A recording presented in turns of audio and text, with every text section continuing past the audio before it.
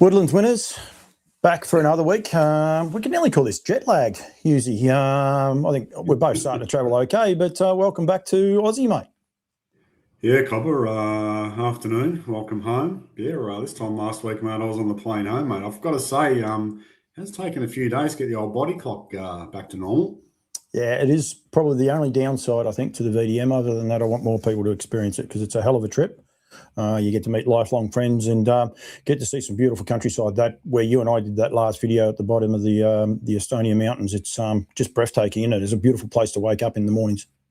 Yeah, look, that part of northern Wales and not far from the coast, Conway Bay, Snowdonia is quite exquisite country. So it'd be great to go back there and have a fairly solid look around down the road for sure. Yep, and we've got to be part mountain goat if you want to start climbing some of those hills, that's for sure. Been another big week. It's been a pretty solid week while we were over there as well. And as we said, we had a world record for the fastest skew ball going around. But of course, that is by Sweet Lou and beautiful markings. But right across everywhere, there's been winners left, right, and centre. Husey, it's been a terrific couple of weeks for the team from Woodlands. Yeah. Look, last couple of weeks has been really good. Dominant, some Grand Circuit performances in North America that have been dominant, and continued plethora of winners down under. Certainly in the last 10 days down by the seaside has been very, very dominant.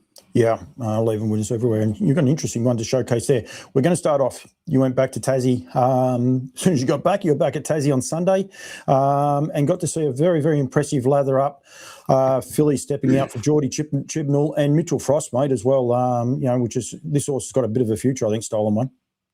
Yeah, certainly has. Not an over big girl, but just on the lure there in the $30,000 sweepstakes final at Hobart on Sunday afternoon, and they didn't see which way she went. 156, I believe, which equalled the track record of there for the 2-year-old fillies on Saturday. That Hobart track playing really fast. Career start, number 6 for her second win, out of a Pet Rock mare as well. Starting to make a little bit of a name for himself as a broodmare side, Pet Rock. But yeah, great little win, grouse-gated little filly as well, and got a really nice turn of foot like her father. Yeah, paces like him too. As my voice has just gone because I grabbed the water, just give me one sec. Does pace a lot like him though, Husey. That low accentuated action and best work at the line, which is what he always did as well. Yeah. Look, he used to savage the line when he was racing back in the day, and you could see his daughter doing that on Sunday afternoon at Hobart. So nice little future for her, and I'm pretty sure there'll be more wins for her down the road. Absolutely, lather up. Being a grandson of Better's Delight, we'll go to Scooter B. I've got this one for a lap, Husey. We've got a little bit extra time, and there's a very, very good reason. What sort of win was this by Scooter B? Paced some good time, but he was last just prior to me turning that video on, out 3 deep, and just continued to do the work, and super, super impressive. Yeah, look, massive win this at Gloucester Park. He went forward early, but had to go back, and then he was literally 3 wide from her at the 950, as you pointed out. Surged to the front, left them totally flat-footed and was too good. This is a big win for a horse maybe heading towards a gold nugget. Another son of Better's Delight that isn't big but has a very, very, very serious motor. Career win number 6 at his 12th start, nearly $100,000 in the locker. 55 horse and proudly bred and raised by us at Woodlands, and a $35,000 yearling purchase back in the 2023 yearling sale draft in Auckland. So out of a Dreamway mare, so a real old-fashioned breed, I guess, with Dreamway on the maternal side. But yeah, super win, and a lot more to come for him, I'm sure. Yeah, absolutely. Been some pretty impressive times. He went 56 as well on today's collection. But we've seen enough racing from Gloucester Park. They don't do that. Gloucester Park is an on-pace race, and they don't do that. And generally, when you make a move like that, you're a sitting duck, and held him off very easily. Yeah, look, he held him off, turned it into a real staying race, and he was way too good, the son of Better's Delight. So, I believe there's some gold nugget plans for him down the road.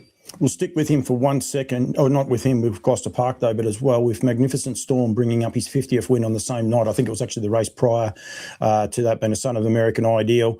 Available for the Kiwi viewers. Make sure you keep an eye on that. But what a super horse he's been for Connections. Yeah, he's a legitimate rock star. Like, he's an 11-year-old now, the son of American Ideal. He's been a monumental pacer out west for a long, long time, even after injury. He's probably the best horse out there at the moment. A lot of money in the locker out of a Bettor's Delight mare, and frozen semen available for American Ideal for the Kiwis, which we'd really appreciate them to latch onto. Probably be their last opportunity to get to him. And also, anybody wants to have a look at a serious horse win, Dandy Ideal won in North America through the week. Yep. Punched his last mile in 52 there last Friday at Hoosier Park, mate. Yep. Reached the half in 52 and finished up going 47. So insane win. And he left, I think, 4 or 5 winners again last Monday, American Ideal. Just unbelievable job that he's doing. He's just a terrific horse. Yeah, no, he's just been a steady source of winners for a long, long time. Posthumously, we still talk about him because we loved him so much, and his influence carries on and on and on. The VDM is still close to your heart. Hughesy picks the horses that we're going to highlight, and on this occasion, Irish Dream, Hughesy. I don't know if that was intentional or not, but again, very, very impressive win. I just circled him there back at the tail of the field for Colin DeFilippi, and does not handle the last turn at all. But once he eventually balanced up, he super impressive. And again, super time. I think they broke 56 on this occasion round Addington. Yeah, certainly did. And great little segue with the name from the Vincent Delaney and Maury into this, but that's him jetting home down the outside to win the last at Addington last Friday night. He's a very big boy. If you have a good look at him up close, serious turn of foot. And that was career win number 4 at start 19. All 4 wins have been at Addington. And if you blaze a trail back through his form along the journey, he's met Got the Chocolates, Marketplace. He's kept very, very good company. And that was a super win the other night. So I'd say there'll be more to come for him. But Sirius Sunner down by the Seaside. One of 5 winners for Seaside in New Zealand last Friday night. And last Friday as well, he chonked him with a double at Gloucester Park as well with a 2 and 3-year-old. So he's arrived down safely from North America, and we're expecting a very big season for him. He's a very dominant player now in the stallion market. Yes, indeed, and nice little segue for you. But I've got one first. We'll get on to the horses arriving, but we've got Mielo, son of Sweet Lou, behind the leader here for the Burke stable. This is, again, a very impressive win here, but a nice little segue with our Irish connections too. Derek will be very happy with you because this horse is out of a foreclosure mare. So, of course, Oakwood Stud in Ireland stand both horses, Sweet Lou and Foreclosure. The Irish theme continues, mate. So Derek will be very happy. But Lolo, part of a group of 3-year-olds in North America that are very, very even bunch this season. He's Sweet Lou's winning his 3-year-old this season now as Malolo. This was a $300,000 Carl Milstein Memorial at Northfield Park in Ohio. Out of the gate handed and was just too good at the finish. $421,000 for him in the locker this year as a 3-year-old, and just say out of the Foreclosure mare.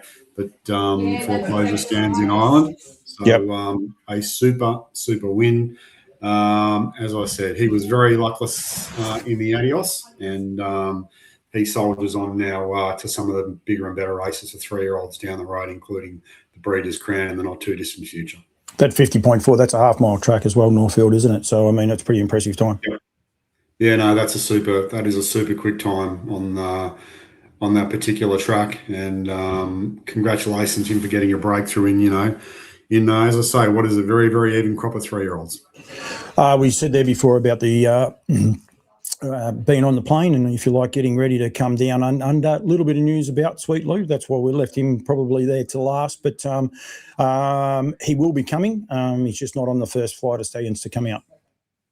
Yeah, look, we made the decision that he was sore in behind with his hind leg, and rather than put him under any pressure to travel, the sensible decision was for him to stay in quarantine and, ready that leg for the trip down under. At this stage, he's on track to arrive in Auckland on September the 5th, and with quarantine in place, he'd be ready for breeders on September the 21st, which is a Monday. So only a 2-week delayed start to the season. You know, we always look at those first couple of the weeks as a pretty slow and steady start.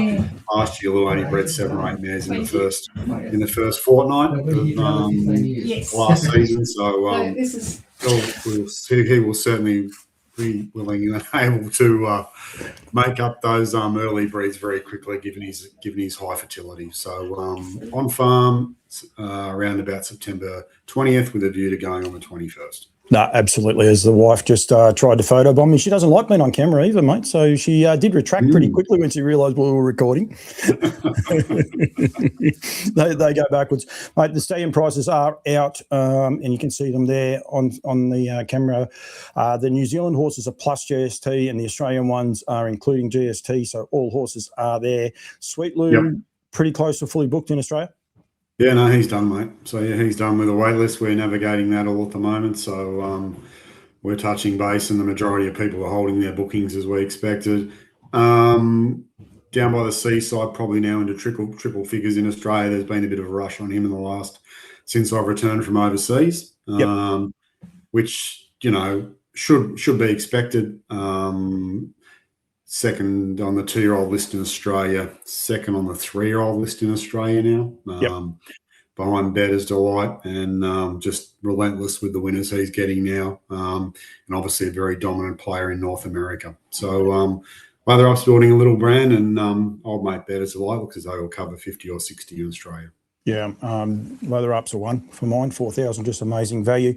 And just quietly too, the Kiwis have a little bit of a habit, no disrespect, but not a lot of urgency. There's not a lot of frozen semen left for American Ideal, but I encourage people, you know, with this ever shrinking, if you like, racing world that we have, to get an American Ideal. The Aussies can't get one, haven't been able to get one for 2 years now, Hughes, I reckon. Would that be correct?